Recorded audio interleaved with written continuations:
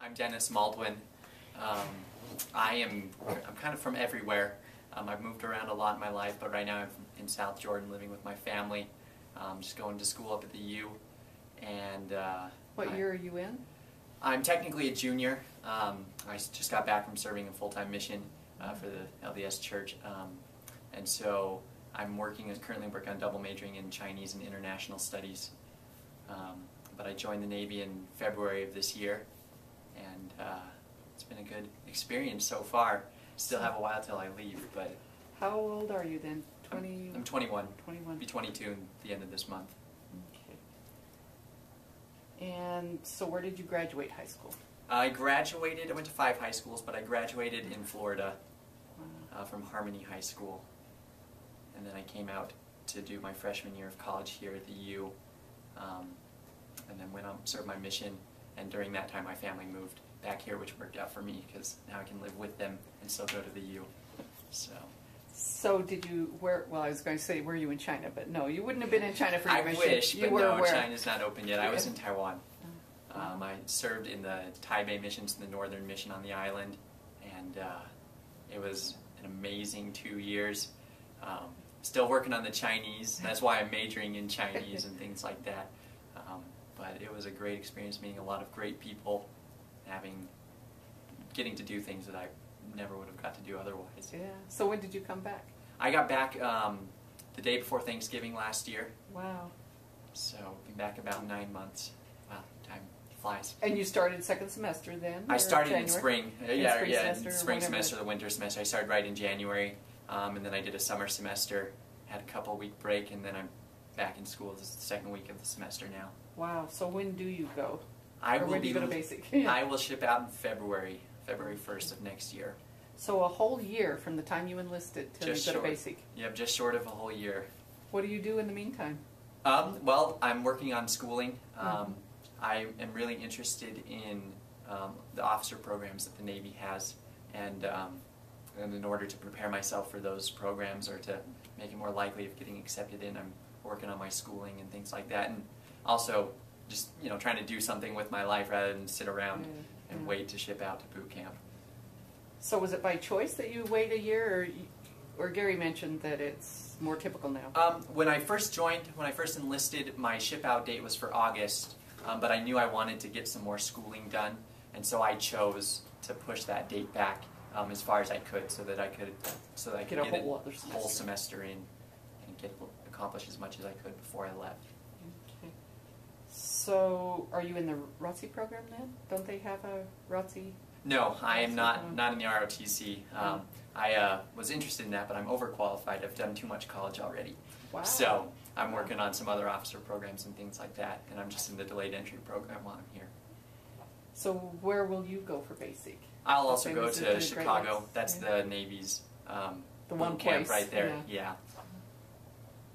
So I'm going to back up a little. Tell me where you were on 911, what grade you were in, what you remember of that time. I actually remember that time pretty clearly. I was in the 7th grade, and I can remember when I first got the news. I was involved in early morning jazz band, so I was at school about 6:30 or 7 o'clock, and we were in a classroom that was kind of in the corner of the building, so it had a door to the outside of the building, and I can remember my band teacher's husband running up to the door, and he had this crazy look on his face, and he opened the door and he ran in and he said, "They've just bombed the 2 towers, they've hit the 2 towers," and I was just thinking, wait, what did you just say? What are you talking about? And then he flipped on the TV, and of course it was, on the news.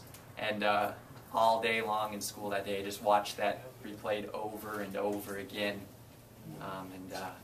I just remember thinking, wow, what's going on? It almost felt like a movie because they played it so many times on TV, that same 2 or 3 clips. And at the time, I didn't quite understand what the significance of it was, but I knew that it was something bad that had happened, and that our country, had just suffered a major loss. And I can just remember thinking in that time, wow, this is a big deal.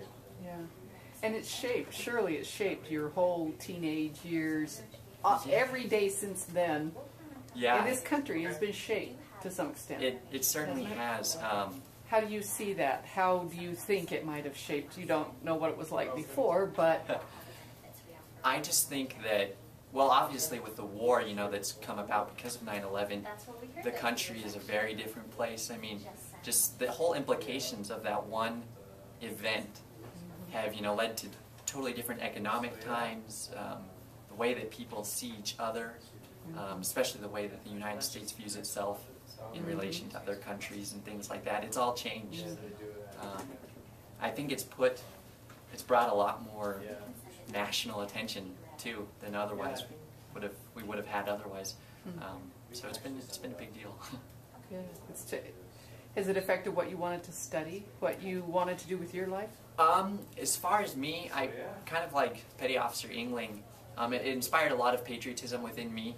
As I've traveled throughout my life, I've had the opportunity to go to a lot of places, and I've realized just how great America is, and you know, realizing that there are people out there who want to bring America down, as it were, you know, who are opposed to America and the ideals that we have. I've just wanted to do something for my country, you know, step up and defend it, and then just, I mean, I've always felt like I should serve my country in some way, even if 9/11 hadn't happened. I'd always had kind of those feelings. Had it ever taken shape in your mind that it would be military? Or when did that start taking shape? Well, from a very young age, I've always just kind of been fascinated with like the military. You know, when I was really young, it was the spies and all of that kind of stuff. But growing up, going through high school and stuff, I never really, I thought about the military, but I never really thought I had what it took.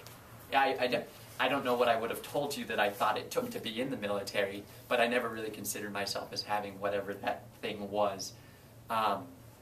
But after getting back from my mission, there was one day, of course I was, you know, talking with my parents about how am I going to pay for school and things like that, and I think the military had come up. My dad had suggested that, you know, said look into it and see what options you might have there. And that kind of got me looking into the military again. It re-sparked my interest in what things I had thought about before. And then that wasn't the main reason I ended up joining the Navy, but it kind of went from there. Just to ask a couple more questions about that, did he suggest look at the Air Force, look at the Navy, look at Army, or my did dad, he just... Well, what happened is it came up in dinner conversation one night, you know, just talking about the military. My dad told me a story that I'd actually heard a couple years ago. He had originally enlisted in the Army when he was about my age. But after he enlisted in the Army, he ended up joining the LDS Church and wanted to serve a mission. So things worked out that he was able to get out of the Army and serve a mission and stuff like that.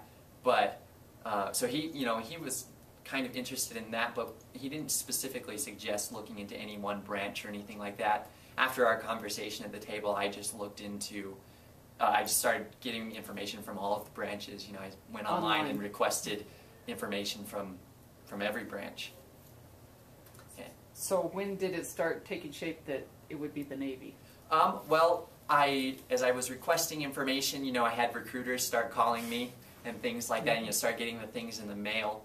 And I remember the day I was going to class, and Petty Officer Yngling called me. I was waiting at a track station to transfer trains, and he said, you know, hey, when can I meet with you? And I said, well, I've actually got some time today. I was meeting with the Army right before the time that he wanted to meet with me, and so I thought, okay, I'll knock out 2 in one day and go for it. And at that time, I was still kind of thinking, I was actually interested in the Army or the Marines, but came in and talked with Petty Officer Yngling, and the Navy just seemed like it had the best opportunities. I was originally going to go in as a linguist to keep up my Chinese skills, and the Navy had some great options as far as that side of things went. And then as it progressed, I learned about their nuclear program, which is what I'm currently enlisted as, and that was a really good opportunity as well.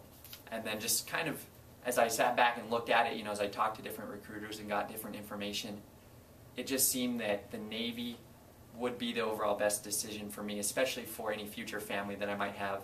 Family's a big deal to me, and the Navy seemed like it was the most family-friendly out of all of the branches, so that's kind of what ultimately resulted in my joining the Navy. So you'll be trained to do what with the nuclear? I'll be a nuclear power technician, and there's 3 different possibilities that I could end up doing with that. I could be an electronics mate, an electrician's mate, or a mechanic's mate, and that specifically I don't know yet. I won't find out what I'll be doing as far as those ratings go until I get to boot camp. But basically, with all of those things, I'll be in charge of operating the nuclear reactors on the aircraft carriers or on the submarines, things like that, making the ships go. But on a path to be an officer. On a path to be an officer, where does the Chinese fit in? The Chinese, actually, it's as far as the Navy goes, it's out of the picture. I mean, I guess I can, take the defense language test for Chinese and get some extra pay because I know Chinese. But as far as my Navy career, the Chinese is out. It's not going to help you. Right. I have heard that some nuclear roads are leading into China.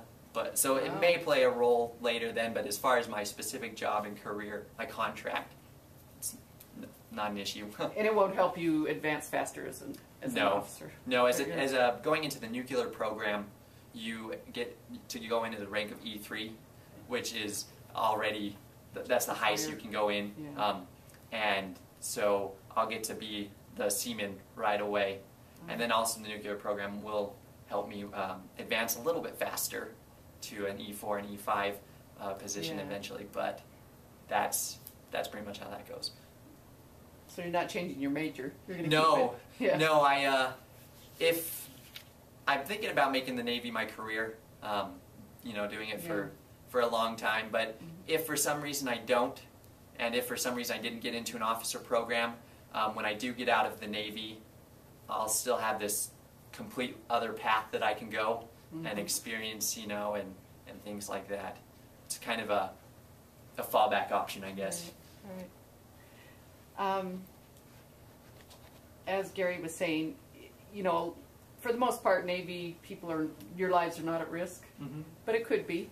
Could be. Have you thought about that? Has it, especially when you hear of, people dying, like we lost 6 Utahns this summer in Afghanistan.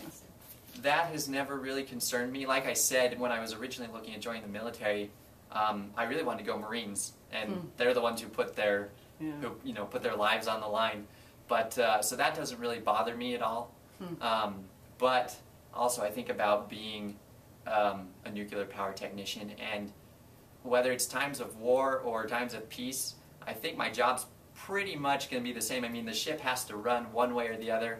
I mean, maybe it'll be a bit longer hours or whatever in a time of war, or if I'm deployed or whatever, but I mean the ship's going to run one way or the other, and so my job's probably going to stay that way, and it should be the same. I think it's probably common though for people your age not to think about that they could be putting their lives at risk doing this. Do your parents, are they fully behind you, or They are fully behind me. They have expressed that they're glad that I joined the Navy as opposed to, say, the Army or the Marines, because they do feel that factor of, my son, might put his life on the line, but they're fully behind me, fully supportive, which is a great help, because the military, no matter what branch you're in, it's got its challenges and things like that. So it'll be good to have their help down the line. It's interesting, some of the parents who've lost sons this summer who I've interviewed, they tried to talk their boys out of it. Really? Yeah, that's an even harder thing. I mean, it's good they didn't push them into it. That would be even harder. That wouldn't be good at all. But it's good to have your parents support, I'm sure. Definitely. And in the end, all the parents do support what the kids want. Yeah, exactly. Exactly. I've been blessed with good parents who, no matter what I wanted to do, I mean, even if I had joined another branch, they would have supported me. I mean, if I wanted to be a Navy SEAL, they would support me there. So I've been very lucky.